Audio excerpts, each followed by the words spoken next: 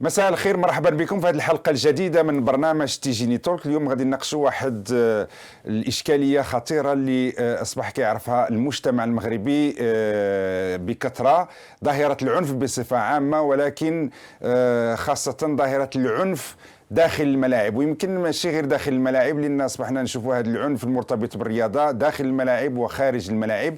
هذه الحلقه الخاصه اللي كان غادي نقوم بها اليوم، وجبنا يعني للحديث حول يعني هذه الظاهرة بصفة عامة واحد الباحث أستاذ متخصص يعني في علم الاجتماع، الدكتور سي علي الشعباني، اللي غادي نقدمه لكم بعد حين. ولكن كما قلت لكم هذه الحلقة عندها ارتباط بالأحداث الأخيرة اللي شهدها مركب الأمير مولاي عبد الله عقب المباراة اللي جمعت بين الجيش الملكي والمغرب الفاسي، واللي عرفت كما شاهدتوا الجميع عبر سواء الإعلام الرسمي ولا عبر مواقع التواصل الاجتماعي والمواقع الإعلامية الأخرى، أحداث شغب غير مسبوقة، تهجم خطير جدا على رجال الأمن، على القوات المساعدة، على الممتلكات العامة، وحتى يعني على المدنيين يعني خارج الملعب، يعني بالمحور الطرقي ديال الرباط الدار البيضاء، واللي شفنا يعني سيارات انقلبت، ويعني وهذا الشغب وهذا العنف عرض حياة المواطنين المدنيين الأبرياء، نساء، رجال، شباب، أطفال،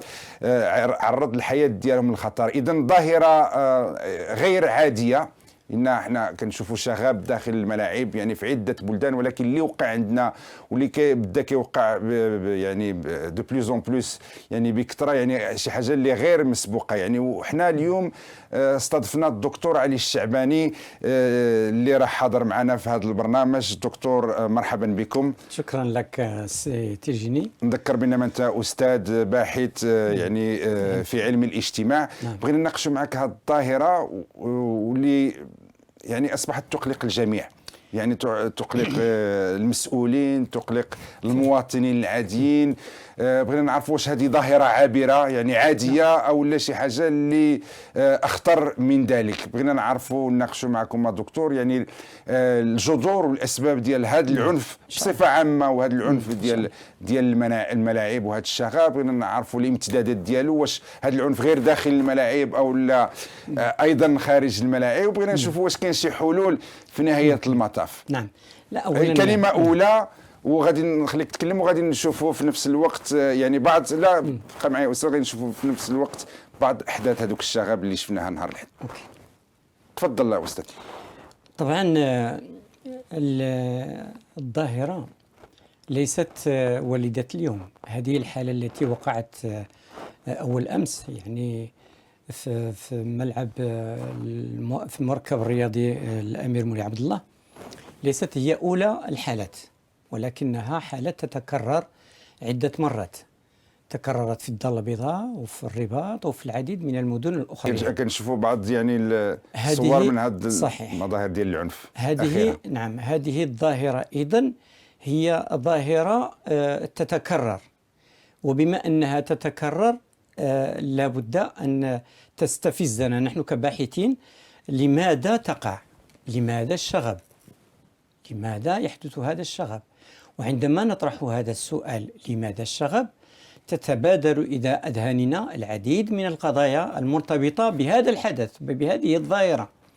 منها ما هو مرتبط بالأحداث أنفسهم، أو من يرتكب الشغب، ليس الأحداث فقط ولكن كل من يرتكب هذا الشغب، كل من يرتكب أفعال العنف ويرتكب هذه الأفعال الإجرامية. وكذلك يجرنا المسألة إلى أن نطرح السؤال حول الأسر والآباء، حول المنظومة التربوية فقط، ليست فقط في المدارس ولكن المنظومة التربوية ككل، وكذلك في الوضع الاجتماعي والاقتصادي العام في المجتمع. إذن كل هذه القضايا هي متشابكة ومرتبطة. يعني قضية ماشي غير عنف ديال الشباب أبداً نعتبره متهور ولا نعتبره يعني كان مخدر البعض منهم أو لا غير مربي، يعني ماشي قضية ديال غير عناصر معينة من الشباب يعني منحرف مثلا هو اللي يتسبب في هذا العمل الشغب. قد يكون هؤلاء موجودون فعلا، هؤلاء المنحرفون أو العدوانيون والمستعدون للإجرام وللعديد قد يندسون داخل هذه. ونحن نعرف في مفعول الجمهور والجمهرة. وعندما يكون الإنسان هذا المجرم وهذا المنحرف مختبئا داخل الجمهور، ماذا يمكن أن يفعل؟ هذه مسائل موجودة. نحن ولكن غير كافية، بغيت تقول لي. نعم، غير كافية لفهم هذه الظاهرة. بالضبط. لذلك فالظاهرة كما قلت هي لها عوامل ولها جذور متعددة تنسحب على العديد. فهذا الفعل، هذه العملية ما هي إلا انعكاس لما يدور في المجتمع قاطبة. يعني اسمح لي استاذ نفتحوا على القوس، يعني مهم نناقشوا هذا الشيء، لان فعلا الا اعتبرنا يعني هذه الظاهره تخص فقط بعض الشباب، فكاين اللي هذا كيخلي بعض يبرئ ذمه نعم. مسؤولين اخرين طبعا يتحملوا المسؤوليه في هذا الشيء. هذا هو كاين اللي كتجي معاه. نعم. ممكن نبقاو نهضروا غير على الشباب منحرف مخدر ولا يعني تناول المخدرات الى اخره، فكتجي معاه. ولكن انت كتقول لي بان الامور اعمق من هذا. شخصيا انا انظر الى المساله من هذه النظره الشموليه العامة ولهذه الأسباب المتداخلة، لأن ليس هناك سبب واحد فقط ومنعزل عن الأسباب الأخرى أو العوامل الأخرى التي تؤدي إلى الشغب. طيب أولا قبل ما ندخلوا في التفاصيل غير نشوف يمكن كاين أسباب وغادي نتناولوها. نعم صحيح. إشكالية يمكن بنيوية ومعقدة. نعم. ولكن كاين اللي غادي يقول لك بان هذه ظاهره عاديه كاينه في جميع البلدان، يعني كيوقع شويه الشغب وشويه المدابزه وشويه الصداع، والامور تولي النصاب ديالها والكره والفرجه تستمر. يعني شنو المشكل؟ واش حنا من دون البلدان الاخرى؟ لا هذه المظاهر تختلف عن ما يحدث في ملاعب المجتمعات الاخرى او الدول الاخرى. علاش؟ يعني احنا شي حاجه خاصه؟ احنا ظاهره خاصه في المغرب. كاين واحد المظهر ديال العدوانيه المركبه من الكراهيه في يعني هذا الانسان الذي يرتكب هذا العنف كما رايناه في هذه الصور التي رايناها عبر وسائل الاعلام، فتعكس ذلك المكبوت عند هذا الانسان. والمكبوتات هي تتربى في الإنسان، لأن المكبوت يتحول إلى حقد، والحقد يتحول إلى كراهية، والكراهية تتحول إلى عدوان واعتداء. وهذا ما رأيناه في هذه العملية. كيف يمكن لذلك الإنسان؟ الشغب قد يحدث صراعات مناوشات بسيطة وتنتهي الأمر، ولكن عندما نرى بأن ذلك الإنسان الذي يقتلع المقعد ويلوح به على رجال الأمن مثلا أو القوات المساعدة أو غيره، أو حتى على الأفراد الآخرين، حتى من بين يعني هذا هو اللي يثير يعني هذا يثير التساؤل. لماذا هذا العنف بهذا الشكل؟ لماذا هذه العدوانية بهذه الصورة؟ لماذا الاعتداء على رجال الأمن؟ يعني من قبل كان يعني الشغب الملاعب كيكون بين الجمهور. صحيح. يعني احنا يعني يمكن الصراعات الثنائيه ما بين واش هذه يمكن يعني غير شي حاجه استثنائيه احنا كنشوفوا الان؟ يمكن تشوف معايا استاذ الصوره. نعم نشوف يعني هاد المشاغبين يعني واحد يعني بهذا العنف المجاني ضد رجال الامن. لماذا؟ علاش يعني واش ضد رجل الامن كرجل الامن؟ صحيح. هل رجل الامن هو الذي اعتدى عليه؟ هل الرجل الأمن هو الذي كان يسير المباراة؟ نفتحوا على القوس باش نذكروا بانه يعني كان صدر واحد البيان ديال المديريه العامه للامن الوطني، ذكرت بانما رجال يعني رجال الامن عرفوا يعني مجموعه يعني من كانوا ضحايا ديال بالعشرات. وهنالك من يعني تم اقتياده الى المستشفى، ونتمنوا لهم يعني الشفاء. الاخرون اللي راهم مازال باقيين تحت العنايه داخل مستشفيات الرباط، لا من قوات الامن ديال الامن الوطني ولا من القوات المساعده. نعم صح. يعني ونحيي بالمناسبه يعني حتى التراجع التكتيكي الاستراتيجي ديال القوات الامن اللي ما بغاوش يدخلوا يعني في صدام مع هاد المشاغبين، وهي ماشي يعني خوف ولكن حمايه لهذوك المشاغبين. صحيح. يعني شوف المقارنه، شوف أكيد. بارادوكس كي داير. ولكن شنو الغريب استاذ انه لاول مره كنشوفوا يعني هاد المشاغبين كيتهجموا على رجال الامن؟ لماذا؟ هذه مساله نقطه مهمه جدا. لماذا؟ لان كاين هناك ذاك الاعتداء ديال المشاغب على رجل الامن، وامتناع رجل الامن بان يواجه العنف بالعنف. لماذا؟ لان الاول يعني رجل الامن مؤطر بالقانون ويدرك مسؤوليته ويعرف حدود عمله، في حين ان هذا المشاغب قد يكون قد فقد عقله، قد يكون ذلك الحقد قد زاد على حده، فهو يعني ويفتقد إلى كل ما كان ما يتوفر عليه ما رجل كيشوفش الأمن هذاك مثلا. المشاغب رجل الامن، الاب ديالو ولا الاخ ديالو؟ لا ابدا. لا، شنو كيشوف فيه اذا؟ يشوف فيه رجل دولة، فهو يعتدي على الدولة، لا يعتدي على رجل الأمن. يعني رجل الأمن هو ممثل للدولة بالنسبة ذلك المشاغب، وهنا يجب أن ننظر، هنا يجب أن نبحث بشكل جيد. هذا هو عمق الإشكال. نعم، هذا هنا يجب أن ننظر إلى المسألة بعمق وبكل تجرد هنا، لأن ذلك المشاغب إذن عندما يواجه رجل الأمن بذلك العنف بتلك القسوة، فهو لا يقسو على رجل الأمن، فهو يقسو على الدولة. لماذا؟ لماذا؟ لأنه يرى في ذلك الرجل، سواء كان رجل أمن أو قوة مساعدة أو أي من القوى الأخرى، فهو يرى بأن هذا يمثل أو رمز للدولة التي حسب اعتقاد ذلك المشاغب بأن تلك الدولة هي التي حرمته من الدراسة، هي التي حرمته من العمل، هي التي هي السبب في الوضع الاجتماعي والاقتصادي الذي يعاني منه يوميا، هي السبب في العديد من الأشياء، وهي التي فقدته من العديد من الأمور التي كان يمكن أن تكون حصانة له من الوقوع في هذه الأعمال الإجرامية، مثلا كالتأطير، كالتربية، كاين اللي غادي يقول لك يعني باش يكون تبادلوا شويه الافكار، والافكار ديك مهمه جدا لان مقاربه يعني خصها تاخذ بعين الاعتبار. كاين اللي كيقول لك لا، ما يمكنش يعني نعموا هذه الفكره على احداث شغب عابره عرفها واحد الملعب في واحد الوقيته معينه، نقولوا بينما هذا الشباب يعني حاقد على الدوله، فهو يعني كيعبر بالطريقه ديالو في غياب التاثير السياسي والاجتماعي الى اخره، كيعبر على يعني الحقد ديالو ولا يعني المعارضه ديالو لاختيارات الدوله بهذه الطريقه هذه. واش يعني ما كاينش مبالغه في التحليل؟ لا، يجب ان نواجه هذا النوع من التحليل بمساله، لان الملعب هو الذي اتاح له هذا التجمع بهذه الكيفيه. لأن في الملعب الذي يضم 20,000 أو 30,000 أو على الأقل 10,000 من المتفرجين من هذا الجمهور، فهو جمهور واسع جدا. إذن لا يمكن لأي جهة أن تجمع هذا الكم الهائل من الناس تتسرب داخلهم العديد من العناصر المستعدة لارتكاب العنف وللعمل الشغب. يعني واخا كاين عناصر مستعدة للشغب، كاين واحد الأرضية متاحة للآخرين أنهم يتبعوهم. صحيح، لأن مفعول الجمهرة أو الجمهور دائما يعني يكفي أن أصفق في القاعة لوحدي أن يتبعني الجميع، يكفي أن أصيح لوحدي في الملعب أن يتبعني الآخرين. السؤال، منين جا هذا الحقد هذا؟ منين جاي هذا الحقد؟ هذا من الامور. لا، بهذه الاسباب، ولكن شكون يذكي هذه الثقافه ديال الحقد؟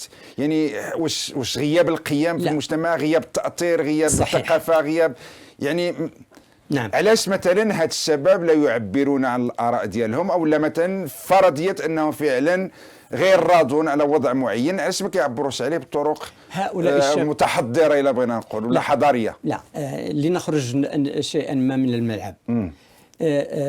هنا هؤلاء الشباب جاءوا من خارج الملعب بطبيعة الحال، لكن هنا نطرح مسائل أساسية. أولا، أين يكمن التقصير؟ لماذا تقع مثل هذه الأعمال؟ هل التقصير كان في يعني عن طريق الجهات المنظمة التي لم تعرف كيف تنظم هذه التظاهرة، وكيف يمكن أن تسد المنافذ التي يمكن أن تقع فيها وحتى يدخل القاصرين مثلا يدخلوا بهذا الشكل؟ هل من الأندية المتبارية ألهم من الجمهور في حد ذاته الذي وجد نفسه في حل من كل وسائل المراقبة التي يمكن أن تمنعه من ارتكاب مثل هذه الأعمال؟ إذن فلا بد أن نطرح السؤال عن هذه المسائل، فأين يكمن التقصير؟ كاين خلل أكيد، كاين خلل يتحملون يمكن مجموعة ديال الفاعلين مهما وقع. إذن بما أن هذا الحدث وقع، إذا كان هناك أسباب، هناك عوامل التي أدت إلى وقوع في عين المكان، يعني في الملعب. حنا دروك نهضروا على الملعب، وحتى يمكن التواجد الأمني على ما كنشوفوا كان ضعيف، يعني حتى هو يمكن نطرحوا فيه السؤال. إذا يدخل كذلك في هذه، يعني كان ضعيف أو لا قليل، يدخل في هذه. الحمد لله أنهم تصرفوا بحكمة. نعم. لأن ملي كيكونوا قلال وكيتهجموا عليك، يعني كما نشوف هاد المشاغبين ويمكن كانوا في حالة هستيرية، فالحمد لله أنا ما وقعتش كارثة. يعني لأن ما كانش المواجهة من الطرفين. إذا فهنا تظهر، إذا كان هناك بما أن الظاهرة وقعت، إذا كان هناك اختلالات، كان هناك عوامل التي أدت إلى ارتكاب هذه الأسباب، التقصير موجود، وعلينا أن نركز على هذه المسألة لكي نحمل المسؤولية كذلك للجهات التي تسببت في هذه الكارثة وقصرت في مسؤوليتها وفي لحد الآن في عملها. وعلى علمي ما كان حتى يعني شي واحد اللي يتحمل المسؤولية ديالو في هذا الشيء اللي وقع. هذا في عين المكان، هذا داخل الملعب. خارج الملعب، لكن خارج الملعب فعلا كان هناك مسؤوليات كثيرة جدا. وهنا لأن هذا الإنسان، هذا المشاغب الذي أحدث هذا الشغب وهذا العنف داخل هذا الملعب وتسبب في هذه الكوارث وهذا التخريب، أولا أساء إلى المجتمع وأساء إلى البلد، لأنه لم يسئ إلى من يعني الجهات التي توجهت إليها العنف، ولكن في نظرك زعما هذا الشخص اللي كيقوم بهذا العمل ديال العنف كيفكر في المجتمع وكيفكر في البلد؟ يعني هذا الهم عنده، هذا الهم وكان عنده هذا الهم كاع ما يديرش هذا الشيء. لا كاين هناك جهات التي تعرف كيف يمكن أن تصطاد في الماء العاكر. يعني كاين اللي كيستغل هذا الشيء. نعم، كاين هناك من يعرف كيف يمكن أن يصطاد في الماء العاكر كما يقال، وينتهز مثل هذه الفرص لكي يسوق بعض الصور السيئة للمجتمع. احنا الكلمات المتداولة التي كانت دائما نعرفها عن طريق وسائل الإعلام وعن طريق المسؤولين بأن المغرب ينعم بالاستقرار والأمان، ولكن مثل هذه الصور تسيء. صحيح أننا نعيش في بلد ينعم بالاستقرار والأمن والأمان، الحمد لله الحمد لله، ولكن مثل هذه الصور هي التي لأن تسوق إعلاميا، وهذه الصورة قد يشاهدها الإنسان حتى في أستراليا بعيد عنا بآلاف الكيلومترات. إذن شنو الفرق بين حنا مثلا وهذا أستراليا؟ نعم. شنو الفرق إذن بين حنا وأستراليا إلى هذا الشيء واقع؟ إذن لا شيء. إذن قد تسيء لنا لأن سياحيا واقتصاديا واستثمار اقتصاديا، يعني عن طريق الاستثمارات وعن طريق العديد من الأمور، مثل هذه المظاهر هي التي تخدش سمعة البلد. ولكن العنف أو أستاذ تفضل نكمل الفكره ديالك، لان غير بغيت نقول لك يعني هذا العنف راه يعني كاين عنف اخر داخل المشاغب، ما كاينش غير العنف ديال هاد المشاغبين ديال الملاعب. صحيح، لكن العنف اخر مؤطر قانونيا عن طريق رجال الامن. لا بغيت نقول لك العنف ماشي العنف المؤطر، العنف ديال العنف في المجتمع، مثلا السرقه. لا يعني كاين عندنا مظاهر للعنف داخل الاحياء الشعبيه، هذه ظواهر موجوده كاينه، يعني هذه ظواهر موجوده العنف في المدارس. صحيح هذه ظواهر. علاش هذا اكثر خطوره على العنف الاخر؟ لانه جماعي، ولانه كاين هناك مواجهه صريحه وتعكس يعني قوه العنف تجاه الطرفين، يعني الطرف المعتدي على الجهات التي تريد أن تضبط الأمور وأن تحافظ على الأمن وعلى الاستقرار داخل هذا الملعب حتى يمكن أن ينصرف كل واحد إلى بيته. مثلا غير نعطيك سؤال باش نكون واضحين. مثلا وهذا لاحظناه يعني حتى في التعاليق ديال في السوشيال ميديا، في وسائل التواصل الاجتماعي، كيقول لك شوف يعني كيقارنوا بين هذه المظاهر ديال العنف اللي وقعت بين المشاغبين وقوات حفظ النظام الامن، ومثلا مظاهر اللي ديال يعني ديال ماشي تصادم اللي وقعت ما بين محتجين سلميين مؤطرين مثلا كالاساتذه المتعاقدين ورجال الامن في شوارع الرباط مثلا. لكن هذه مجموعات محدوده. يعني هذاك العدد اللي كتكلم عليه كيكون عدد محدود، وتستطيع يستطيع الامن ان يفض هذا النزاع في وقت قياسي. وكاين يعني ناس منضبطين يعني. صحيح، وكاين هذا ولهم قضيه معينه. هادو يعني الشغب كيكون عنده واحد القضيه. هذا الشغب في الملاعب ما هي القضيه؟ لماذا هذا الشغب؟ علاش نرتكبوا هذه المسائل؟ علاش وصلنا لهذا التخريب وهذه الدرجة الكبرى من القسوة ومن العنف ومن ما ذنب ذلك الإنسان الذي احترقت سيارته أو انقلبت سيارته خارج الملعب وقد كان مارا او كان متفرجا كذلك عادي؟ كما قلت في البدايه يعني الشغب ما بقاش داخل الملاعب. يعني الخطوره كما بغيت تقول يعني من هذا الشيء اللي هنايا كنشوفوه انه هذا الشغب وهذا العنف بهذه الدرجه يقدر يخرج الى الشارع. وحنا شفنا واش وقع من خرج الشارع. يعني تهجموا على عربات ومركبات وسيارات في عائلات. لذلك انا اشير الى الاختلاف الكبير ما بين هذا النوع من الشغب وتلك المواجهات التي تقع مع بعض الجهات كعمال او كاساتذه منظمين في اطر معينه، منظمين لان لهم قضيه ويدافعون عنها بامور سلميه، ويقع هناك مناوشات وبعض الصراعات ومواجهات. كاين اللي انتقد رجال الامن قال لك علاش الاساتذه المتعاقدين مثلا كيشدوهم ويديوهم للكوميساريه وهادو يعني تراجعوا ما واجهوهمش. شنو ردوا عليهم؟ الا في مواقع التواصل الاجتماعي كان بزاف ديال صحيح. لا زعما علاش المواجهه مع الاساتذه المتعاقدين كانت اكثر عنفا مع المواجهه مع المشاغبين. هذه يمكن ان تكون شراره، يمكن ان تشعل النار في جهات متعدده. اذا فلا يمكن ان تبقى ظاهره محدوده في الزمان والمكان. اذا قد لذلك كانت حكمه من قوات الامن في التعامل معها. اذا لا بد من محاصرتها ومن الحد من خطورتها حتى لا يمكن ان نقع فيما يسمى بانفلات امني وان تقع مثل هذه الظاهره في جهات اخرى وتنتشر وهذا هو الفرق، تنتشر الحرائق في جهات اخرى. اذا هذا لابد. اذا علينا ان نحصر هذه المساله.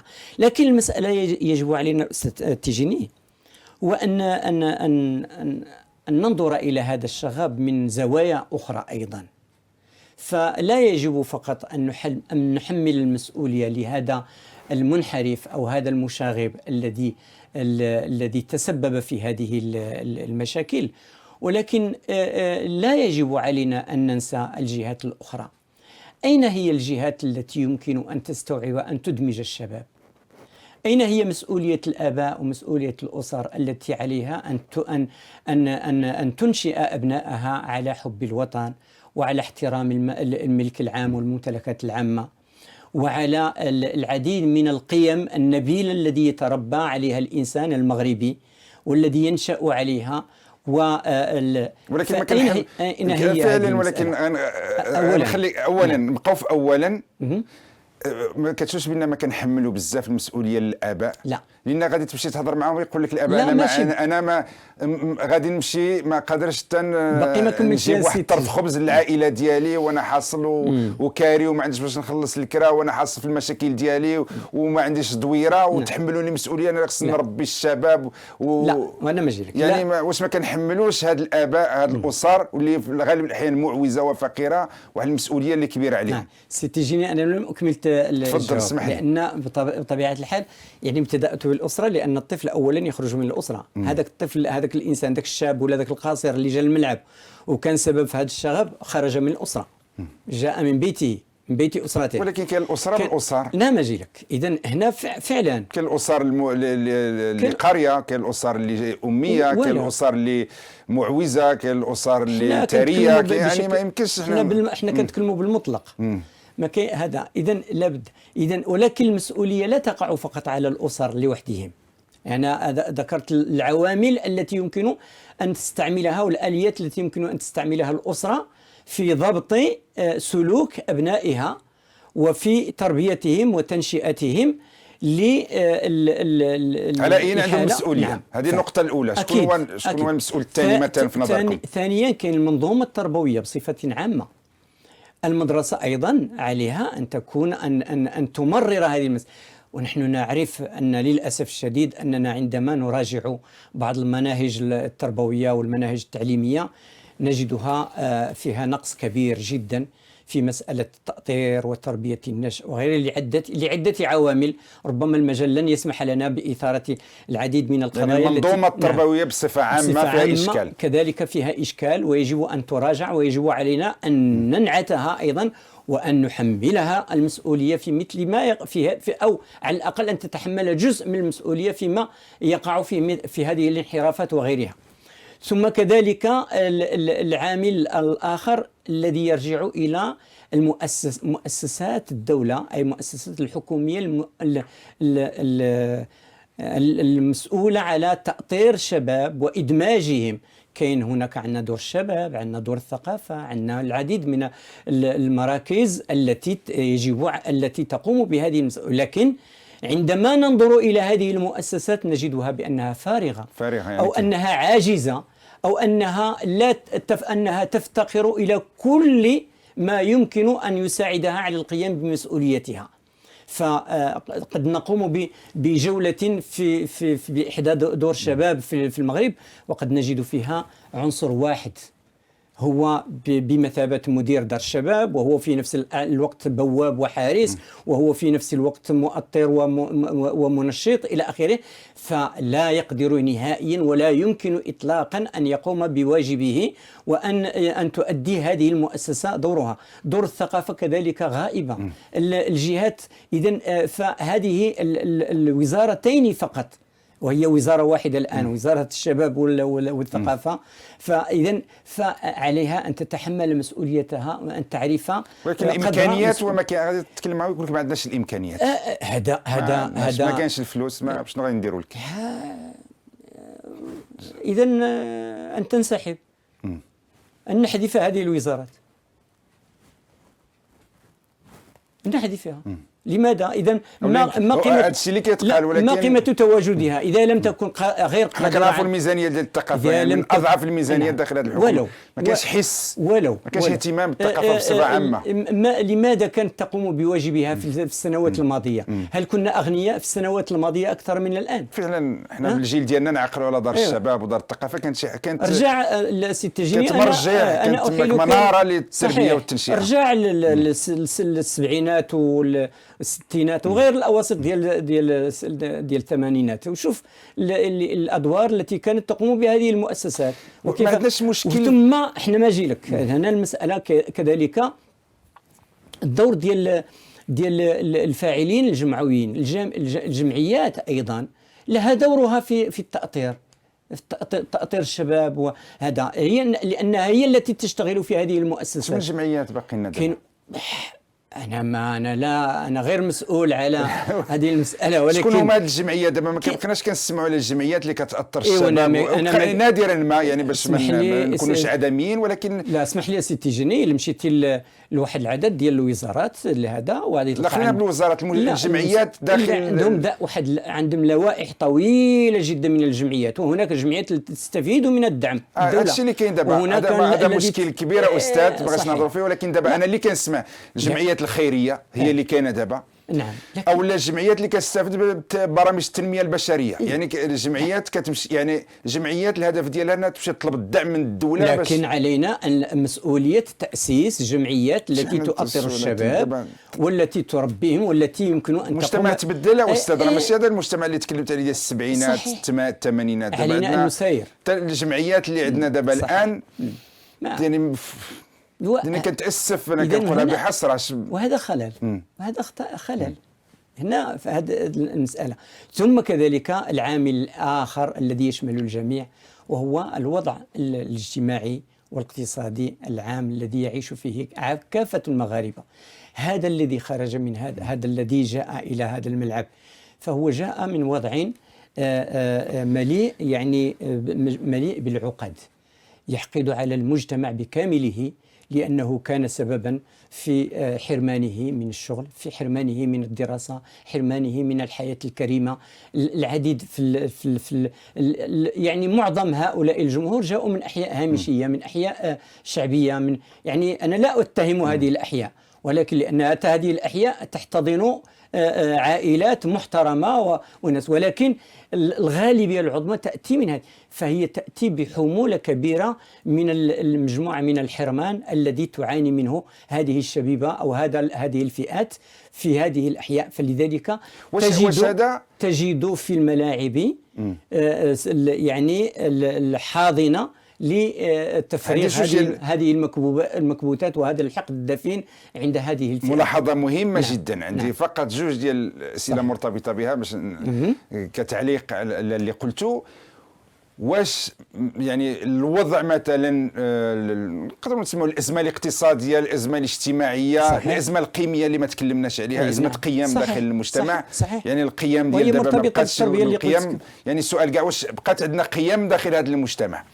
يعني هذا نقاش اخر. هذا إن موضوع ولا الواحد كيتكلم غير على الفلوس، على الماكله، على الشراب، على الهندام، على الكماليات، على كيفاش الواحد يدبر على راسه. يعني كيفاش يعني عندنا مشكل ديال القيم. أكيد. طيب عندنا مشكل ديال القيم، عندنا مشكل ديال الاخلاق، عندنا مشكل ديال واش هذا يبرر لا هذا الشيء اللي وقع؟ لا إذا لا شيء يمكن لا يبرره. لا شيء يبرر العنف ويبرر الشغب ويبرر الفوضى.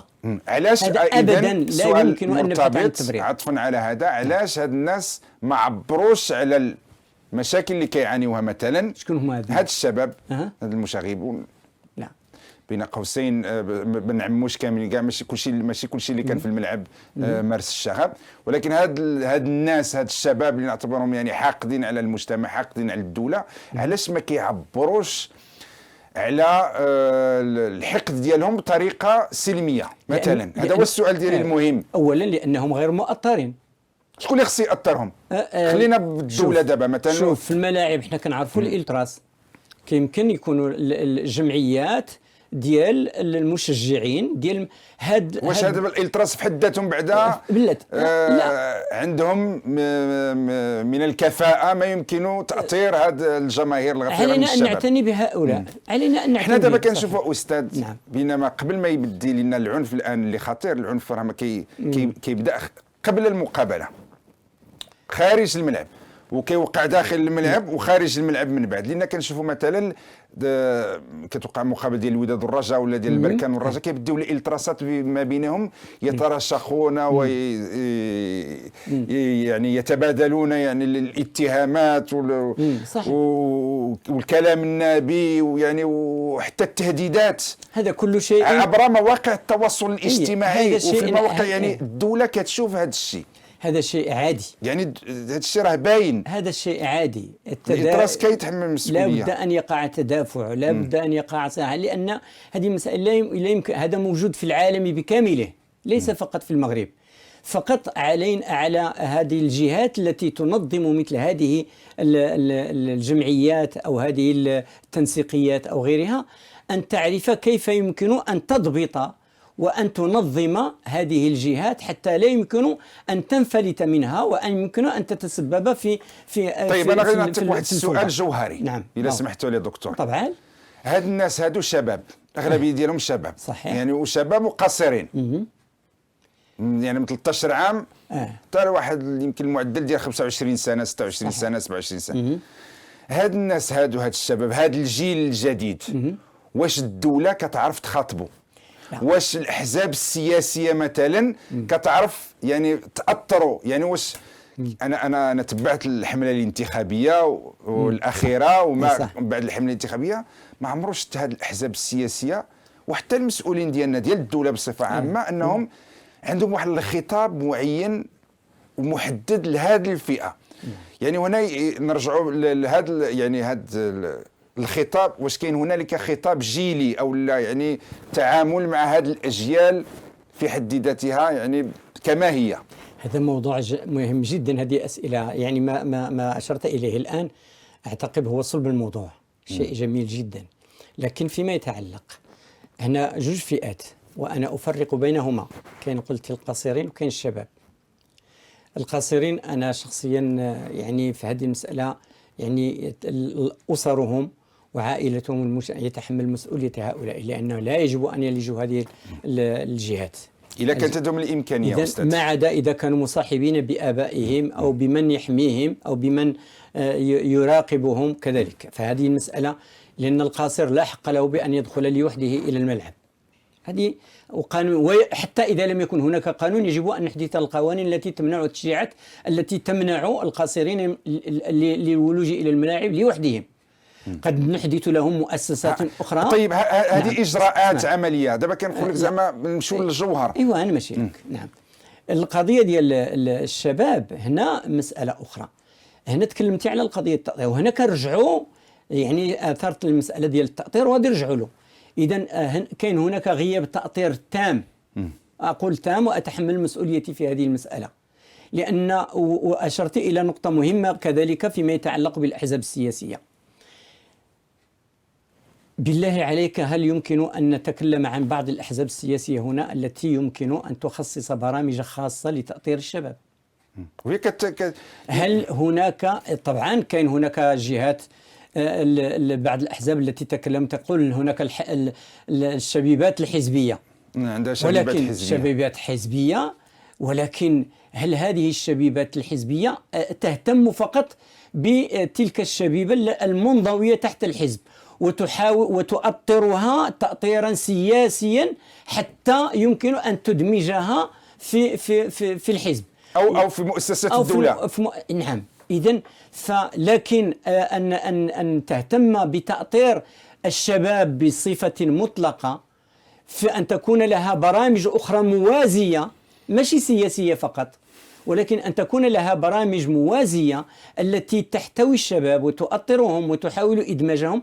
فحسب علمي الشخصي المتواضع أنني أعتبر بأن الأحزاب السياسية كلها بدون استثناء مع كامل احترامي إلى لا تتوفر على هذه البرامج وعلى هذه الرؤية لتأطير الشباب المغربي ولمنعه من الانحرافات ومن الاختلالات السلوكية التي تتسبب في مثل هذه الكوارث. إذن الأحزاب السياسية كتحمل المسؤولية غائبة. ديالها. نعم. غائبة. غائبة.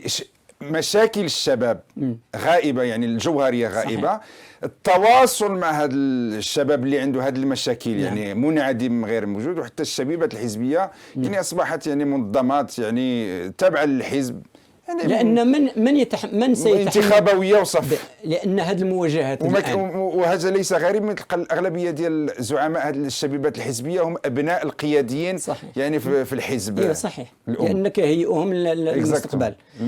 لكن أنا أطرح سؤال في هذا المسألة. إذن هذا الشباب ما عمره غادي يسمع لشي سياسي أبدا، وعنده حق حتى للسياسيين. صحيح. لأن الآن هل هذا الشغب كاين شي جهة اللي تحملت المسؤولية ديال هذا الشغب؟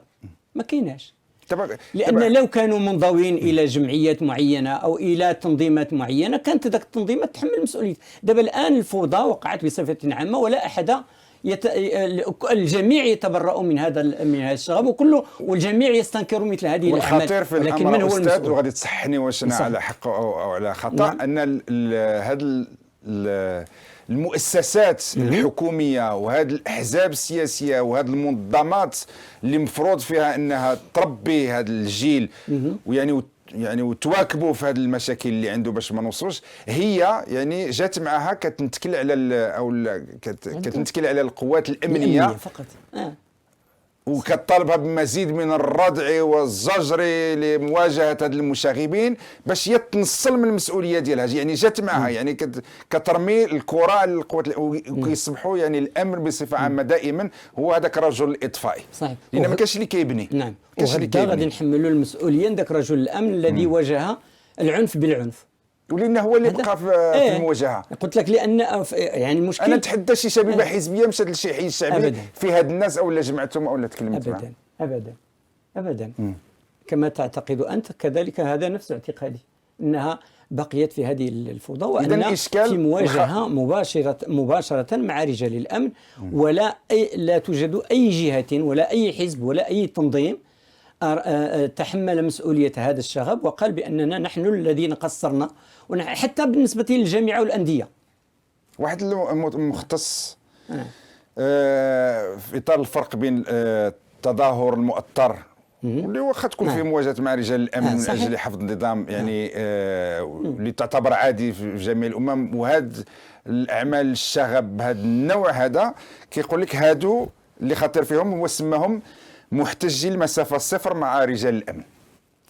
صحيح، لأنه هما وجها لوجه مسافة الصفر. صحيح. كطرح يعني أكثر من سؤال. لا ماشي طرحها أكثر من سؤال، لأن هنا كيوقع الانفلات، هنا وقع شغب، وقع اعتداءات، وقع تخريب، وقع إحراق، وقع يعني شوف، انظر إلى العنف الذي يواجه بها هؤلاء المشاغبين رجال الأمن. يعني رجل الأمن في هذه المسألة هل هو المسؤول؟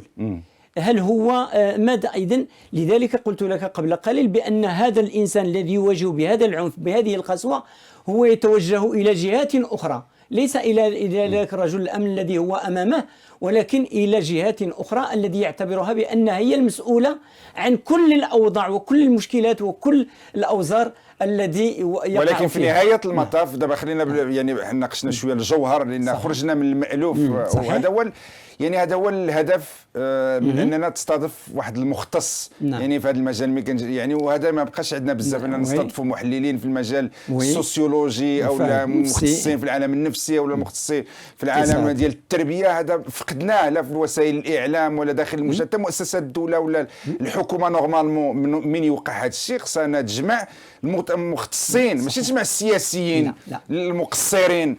يعني تجمع المختصين باش يفهموها شنو واقع داخل المجتمع باش تاخذ الاجراءات اللي للاسف هذا الشيء ما شفناش في جميع الاحيان ولا في جميع الاحوال وفي جميع الحالات. رغم الاسباب الجوهريه البنيويه اللي تكلمنا فيها، هذا لا يمنع من الحديث عن التقصير اللي وقع في تنظيم هذه المباراه. صحيح. ماذا وقع؟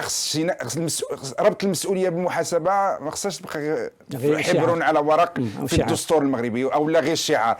هاد المنظمين ديال هذا اللقاء يتحملوا المسؤوليه. كيفاش دخلوا القاصرين بهذاك الحجم بدون يعني مصاحبه ديال الكبار؟ كيفاش وقع هذا الانفلات الامني؟ علاش قوة الأمن كانت بواحد العدد رمزي وفي مقابلة وحنا كنعرفوا يعني الجمهور يعني والالتراس ديال كلا الفريقين. يعني مجموعة ديال وحنا عارفين يعني ماشي أول مرة. صحيح. ماشي أول مرة هذا الشيء يوقع، ورا الناس ماتوا، شباب اللي توفاو يعني في جهات أخرى، في جهات أخرى وحتى في جهة الدار البيضاء إلى آخره. علاش الانفلات خرج من الملعب؟ وعلاش وصل لهذاك المحور الطرقي اللي كيدي للدار البيضاء؟ وعلاش هذوك المشاغبين وصلوا انهم يرشقوا بالحجاره السيارات؟ يعني هذا الشيء غير عادي يعني. ويتحملها ايضا يعني حتى المسؤولين الامنيين، لان اللي هما كل واحد يتحمل المسؤوليه ديالو. كل واحد علاش يعني هذا الشيء وقع، خص المسؤوليه تحدد اولا نعرفوا غير فين وقع التقصير باش الامور ما تكررش مره اخرى. هذا هو يعني باش ماشي نناقشوا الجوهر ونخليو يعني وانا اعتقد بان هذا هو صلب الموضوع، لان الحدث هو كاين امامنا، ولكن ما وراء الحدث هي الذي وما قبله ايضا، ما بعده وما قبله. علينا ان ننكب على هذه المسألة. صحيح انه كانت هناك بعض الندوات، كانت هناك بعض المتابعات، بعض الكتابات حول هذا الموضوع، ولكن لا تكون هناك متابعة كبيرة، ولكن فهناك تقصير كبير كذلك حتى من طرف الباحثين. فهناك الباحثين كيفاش تقصر يعني من طرف الباحثين هما كيقصروا؟ صحيح، لأن الباحثين كيحس براسو بأنه ما كتعطالوش يعني الأهمية الكافية. أنا ما أجي لك هنا في هذه المسألة. هذه فعلا هي النقطة الأساس، لأن الباحث لأنك يجد نفسه بأنه منفرد، لا يعمل في إطار تنظيمات بحثية التي لها ميزانيات ولها برامج ولها يعني استراتيجيات معينة لمحاصرة الظاهرة. هذه ظاهرة علينا أن كان على الدولة أو على الجهات المعنية. شكون هي الجهات المعنية؟ كاين الأمن، كاين وزارة الشباب والرياضة، كاين الأندية، وكاين الجامعة ديال كرة القدم. هادو علاش ما يديروا شي واحد اللجنة علمية التي يمكن أن تنكب على دراسة كل ما يتعلق بمثل هذه القضايا والاختلالات التي يمكن أن تقع في الملاعب مثلا أو في الجانب الرياضي ككل، لأن الشغب يمكن ماشي غير في كرة القدم، يمكن أن يقع في أي مباراة من المباريات، سواء كان غياب المقاربة العلمية لفهم الظواهر الاجتماعية اللي كتعرفها المجتمع ديالنا. هذه حقيقة. بس حقيقة. إذن لابد أن تكون هناك هذه الجهات الباحث الذي يجب ان يبحث. الباحث أو لا يبحث. واش اذا انت واحد ما كيعيط له هذا الباحث، أي واحد ما صحيح. كيسوق له هذا الباحث، ما كاين، ما معروف. واش اللي كيخلي غير المقاربه الامنيه؟ كاين الاعلام. ولا الاعلام؟ الاعلام هو الذي يستضيف الباحثين احيانا ليعطوا ارائهم. وانت مثلا انت كاعلامي عندما استضفتني انا كسوسيولوجي، بون، ما هي وجهة؟ أنا قد أعطيك نظرتين فقط.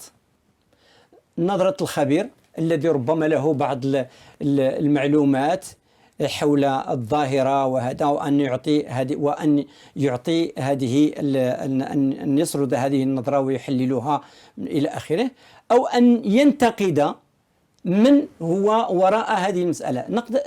نظرتين فقط، إما نظرة الخبير الذي يحلل ويعطي رأيه، يا إما رأي المنتقد الذي يحلل ويفكك أسباب وعوامل هذه الظاهرة. إذن فقط. ولكن هل هذه الاستضافة في هذه الساعة أو ساعتين أو نصف ساعة يمكن أن تحل المشكل؟ أبدا. إذن فلا بد أن يكون هناك عمل منتظم ومتابعة مستمرة، وجهات لها إمكانيات مادية ومعنوية التي يمكن أن تحلل الظاهرة بكل تجلياتها لكي تصل وأن تقترح الحلول الناجعة للحد من هذه الظاهرة. إذن إلى الإعلام كيعرض المهتمين بهذا الشأن والخبراء علاش مثلا هذه الفئه المؤسسات اللي عندها الامكانيات واللي مهتمه مباشره بهذا الوضع ما كتعطيش اهميه للراي العلمي. صحيح. والخبراء العلميين باش يكون عندها واحد قراءه موضوعيه للوضع. صحيح. لان هذا تاخذ بعين الاعتبارات حتى الاقتراحات والحلول. اذا هذا البرنامج اعيد واكرر باش ما تكونش غير المقاربه الامنيه. لا. الان كل شيء ما غادي يمكن. شوف، لو كانت يتكل على المقاربة الأمنية، يتكل على المقاربة الأمنية مواجهة المشاكل الاجتماعية. أستاذ تجيني، لو استطعنا أن نحاصر الظاهرة من جهات أخرى لما وصلنا إلى المقاربة الأمنية إطلاقا. لو كان كل شيء منظم. لاحظ معي مثلا في بعض المباريات الرياضية الأخرى، مثلا لعبة التنس التي لها جمهور خاص وفئات خاصة، هل استمعت يوما أو قرأت يوما بأن وقع شغب في ملاعب التنس من طرف الجمهور؟ يعني الجمهور كيجي يتفرج ويرفه عن نفسه ويشاهد المباراة وينصرف بهدوء تام، في حين أن ما يقع في هذه الملاعب بهذا الشكل. لماذا؟ لأننا لم نعرف كيف يمكن أن نؤطر مثل هذه الملاعب وكيف نحصر يمكن هذا الجمهور أو هذه الشرائح الاجتماعية اللي جاي منها هذا الجمهور. هذا الجمهور مختلف. طيب غادي نعطيك واحد السؤال آخر باش نكونوا شوية موضوعيين. واش ما كتظنش نقدر انا نمشي معاك ونقول فعلا كاين هذا الشباب كيعاني مشاكل ويمكن هو كيتصور بان ما المسؤول هو كذا وهذه الجهات وليست جهات اخرى الى اخره، نعم. ولكن واش ما كتشوفش بانه مثلا هنالك تأجيج للوضع؟ مثلا ملي كتشوف كثافه الاحتجاجات الاجتماعيه حتى من طرف المنظمات المؤطره ونظريات المؤامره، مثلا كنشوفوا بعض المرات بعض الالتراس ولا بعض الفرق كيتهموا مثلا ينتقدوا رئيس الجامعه او لا يتهموا فلان. المهم هذا التأجيج ديال هذا الوضع ما كيخليش ان هذا الشباب حتى هو كيوقع ضحيه. ممكن. لماذا؟ لان لا يمكن ان نبرئ كذلك المواقع الاجتماعيه في هذه المساله، لان كان هناك الجهات التي تذكي الكثير من الحماس وتبالغ أحيانا وتستعمل حتى بعض التعابير التي تخرج عن المألوف، مثلا كلمة القتال، يتقاتلون ويدخلون في الحرب هنا هذه لعبة رياضية، هذه مباراة كرة القدم محصورة في الزمان والمكان، عندها واحد الوقت معين غادي تلعب فيه وعندها واحد المكان معين وبعد ذلك ستنتهي. لماذا كل هذه التعابير وكل هذه الرسائل وكل هذا التأجيج الذي نذكي به الحماس الذي أحيانا يخرج على المألوف ويخرج على المراقبة لكي نصل فعلا لكن هل تعتقد بأن ما وقع في المركب الرياضي مولاي عبد الله كان المواقع الاجتماعية هي التي أدت بهؤلاء إلى هذا هو يعني أنت كتقول لا. لا،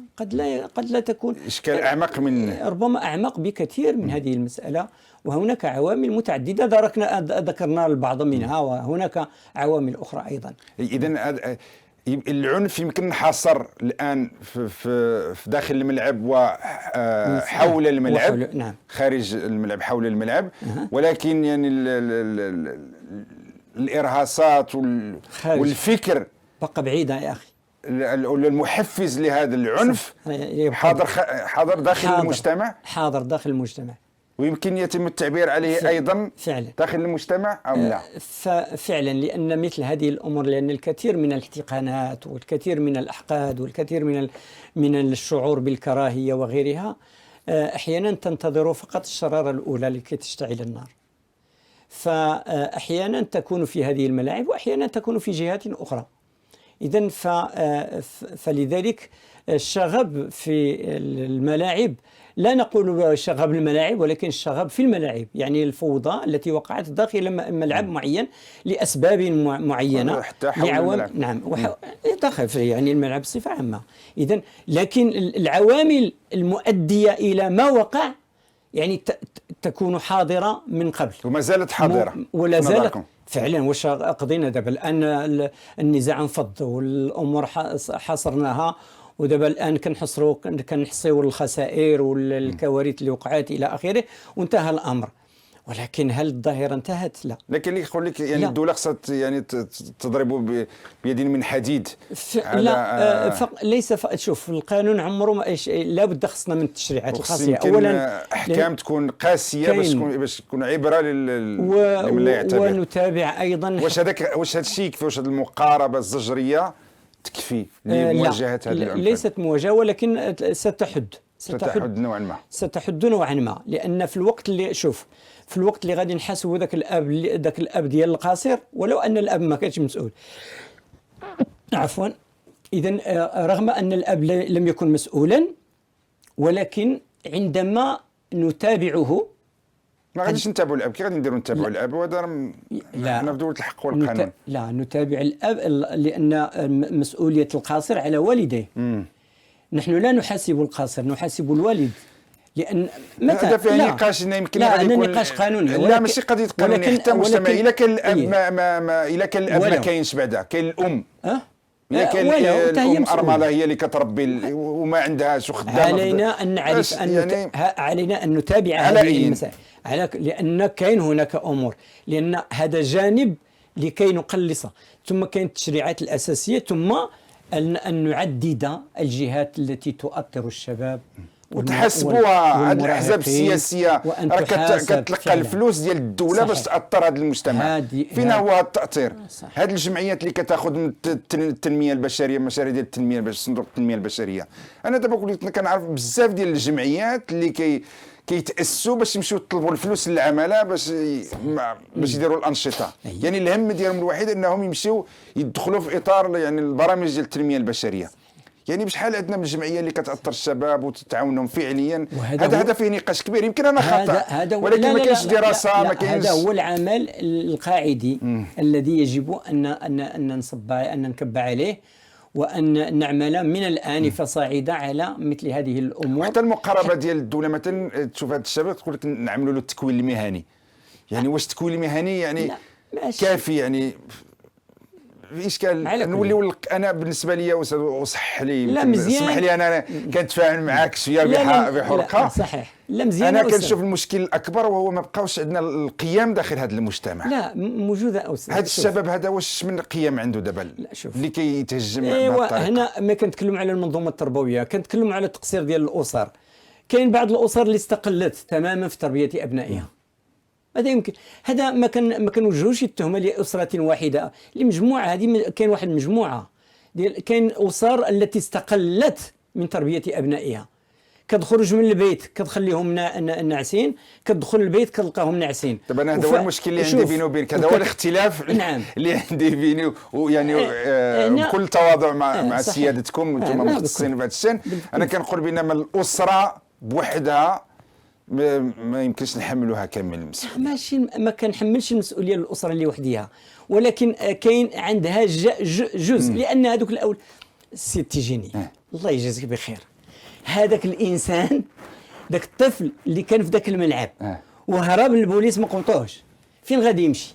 غادي يمشي لدار با، دار مو.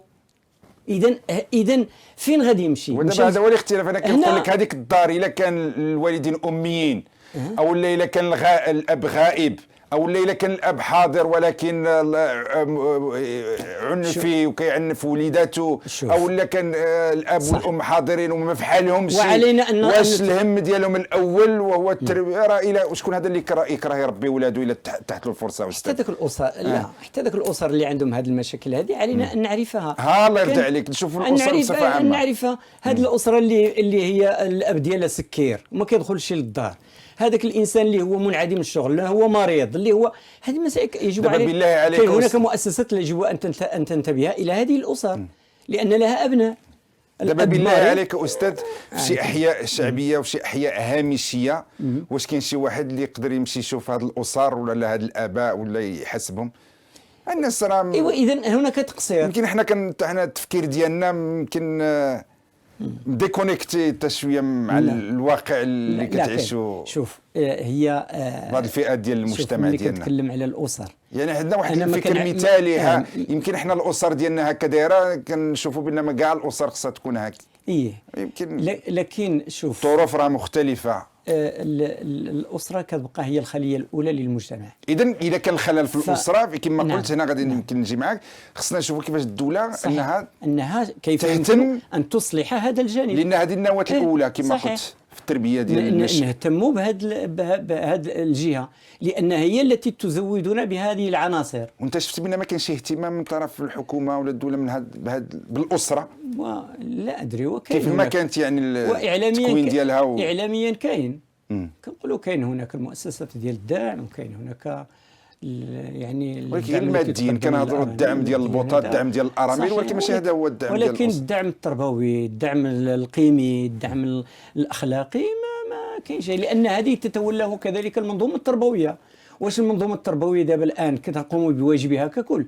هي حتى الاستاذ والمعلم في هذا اصبح محاصرا بواحد المجموعه من المراسم والمذكرات التي تحاصر عمله داخل المؤسسة، تمنعه من كذا، تمنعه من كذا، ألا يوبخ التلاميذ، ألا يخرجهم من القسم، ألا يتعامل معهم، أشياء كثيرة. أنا لا أبرر، لا أقول بأن يجب عليه أن يستعمل هذه المسائل، ولكنه أصبح محاصرا بمجموعة من الأمور التي كان يمكن أن يؤدي عمله بالشكل الإيجابي. طبعا ملي كتشوف الأساتذة كيطلبوا في الزنقة يديروا التظاهرات، واش يعني انت كتشوف الاساتذه بين قوسين متعاقدون وغيرهم هذا له كيضلوا تما في الزنقه، وهنالك من يقول انهم يهددون، ماشي انا كنقول يعني هذاك عنده قضيه صحيح ام خطا الله اعلم. يعني كاين ملي كتشوف هذا الاحتقان داخل المجتمع، ما عرفتش شكون اللي على صوب، واش الاساتذه متعاقدون ولا الحكومه، وكل واحد عنده يعني المبررات ديالو. واش هذا الوضع يخلينا نتكلموا على المنظومه التربويه اللي خص تقوم بالدور ديالها؟ علينا ان لا نخلط الامور.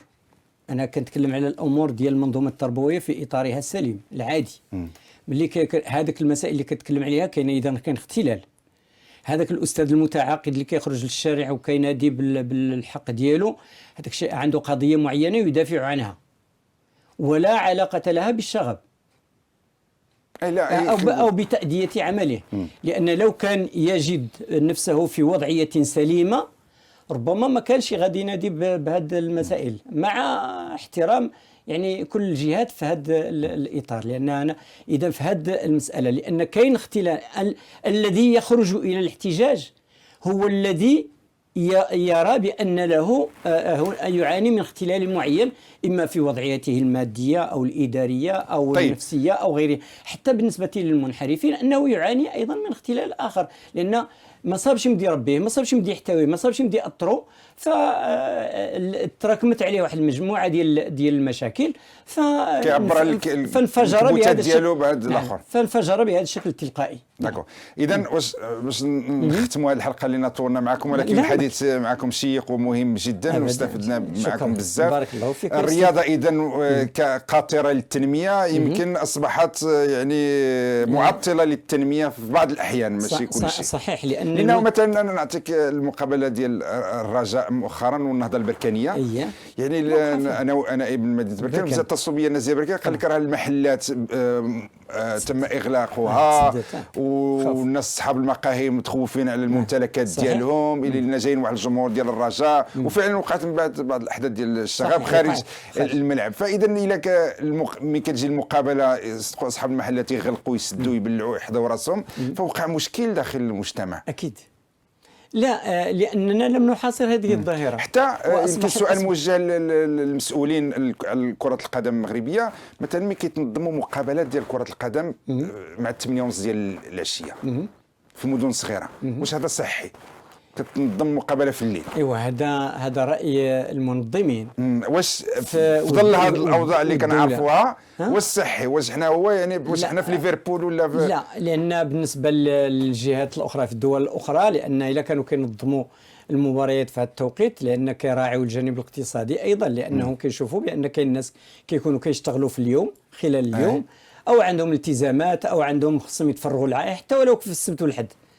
كل انسان كيتفرغ مع عائلته، يخرج وليداته للنزاهه، كيمشيو للسينما الى اخره، ولكن في ذاك الوقت ديال 8 او 9 كيكون تفرغ يمشي يتفرج في الكره. مزيان. اذا احنا ادينا يعني كما يقال ضربنا عصفورين بحجر واحد، استغلنا النهار واستغلنا الليل. لكن احنا بالمجتمع المغربي هل نحن وصلنا الى هذا المستوى؟ ونحن نفتقر إلى العديد من الأمور، ليس فقط في التأطير، حتى في المسائل النقل. هذاك الجمهور داك اللي كنعرفوا، داك الدراري، داك الناس اللي كيمشيو مع الفريق ديالهم، ماشي كلهم عندهم السيارات، وماشي كلهم عندهم الإمكانيات ديال النقل، وماشي إذا كيخرج من الملعب في 10 ديال الليل وكيبقى تما متشرد، ما عنده فاش يرجع لبلادو. إذا كيبقى ما عنده فين يمشي، ما عنده فلوس. إذا لابد ما غادي يدير الفوضى، لابد ما غادي اغريسي شي حد، ما يتحرش بشي حد، لابد ما يسرق، لابد ما يدير الفوضى الى اخره. هذا الشيء اللي كيوقع. اذا علينا ان ننظر الى هذه المساله وان نراعي كذلك امور البلد. اذا كاين تدابير بسيطه تنظيميه اللي خص المسؤولين يقوموا بها. اكيد. كيف ما بغاو يكونوا، وكل واحد في الموقع ديالو، من الموقع ديالو، وان يقراوا المجتمع، لان ما يمكنش تنظم المقابلات انا في وسط الليل. واش حنايا حنا ما عندنا والو. ان يعرفوا المجتمع كيف يعيش، والناس والعقليات اللي كاين عند الناس، هذا الجمهور ديال كرة القدم كيفاش هذه العقلية. هذه المقابلات اللي كيعرفوا احتقان عادي لنا تاريخي، وكنعرفوا الالتراس ديالهم كي داير، ما يمكنش انه يمكن تدخل الناس بهذه الطريقه بهذا الشكل بدون مراقبه صارمه. يعني كل واحد خصو يتحمل المسؤوليه، بالاضافه الى كما قلنا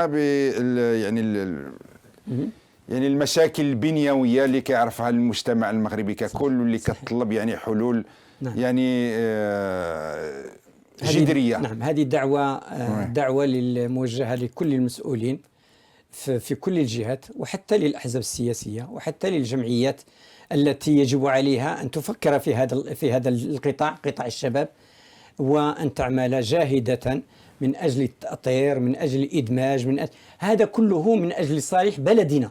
لأن مثل هذه الأمور تخدش سمعة بلدنا وتسيء إلى هذا الوطن، وتنفر المستثمرين من هذا البلد، وتبعد السياح عن الإقدام إلى القدوم إلى هذا البلد. وحتى احنا المواطنين اللي ساكنين هنا، وهذه مضرة بنا، وكذلك تضر حتى بالمواطن، لأن ذلك المواطن البريء الذي يوجد بمحيط هذا الملعب، فهو دائما خائف على ممتلكاته، على سيارته، على أبنائه، على منزله. فلا بد أن ننظر إلى هذه المسألة نظرة جد، وأن تكون هناك المتابعة اللصيقة لمثل هذه العوامل. ولا يمكن أن نعتبر بأن انتهت الفوضى وانتهى كل شيء وعدنا إلى قبل ما تخرج الأمور خارج السيطرة. لا أبدا. علينا من الآن أن نبدأ المشوار، فالمشوار لا زال طويلا، وعلينا أن نبحث في الأمور التي تحاصر مثل هذه الظواهر المخلة بالمجتمع والمخلة بالوطن والمخلة بالأمن والاستقرار الذي ننعم به حاليا في المجتمع. وحنا كنهيئوا هذه الحلقة قلت لي واش كاين الحلول؟ قلت لي كاين، ولكن كاين تقصير. شنو تقصد؟ نعم، هنا في هذه الحالة هي المسألة اللي كنتكلم عليها، لأن إذن فاش كنقول لك الحلول ممكنة، لأن كما قلت لك أيضا لأن لا يمكن أن تكون هناك مشكلة بدون حل، لا عقدة بدون أن يكون لها حل إطلاقا. لكن تبقى المسألة في هل نمتلك الفكر، هل نمتلك الإرادة الشخصية والإرادة السياسية لمواجهة مثل هذه الأشياء وأن نعمل. لأن عندما المشكل الذي يطغى علينا دائما هو أننا عندما نحل المشكلة نستكين إلى الراحة ونعتقد بأن الأمر انتهى. لا، المسألة يجب أن تكون فيها متابعة، وأن تكون فيها مسايرة، وأن يكون هناك فيها انتباه. المجتمع المغربي يتوفر على أطر جيدة وعلى كفاءات عالية في الداخل وفي الخارج.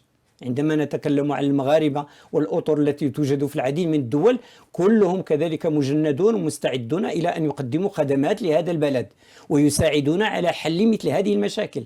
عندنا علماء النفس، عندنا علماء الاجتماع، عندنا علماء الاقتصاد، عندنا علماء السياسة، العلاقات الدولية ولكن أين هم؟ ماشي أين هم؟ هما كاينين كما قلت.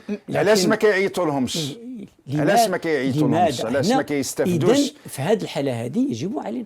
علاش مثلا المسؤولين لا يستعينون بأهل الاختصاص، بالعلماء ديالنا، بالخبراء ديالنا؟ هذا هو السؤال. وهنا يكمن الحل. هذا هو الحل الحقيقي. هنا هو يكمن الحل.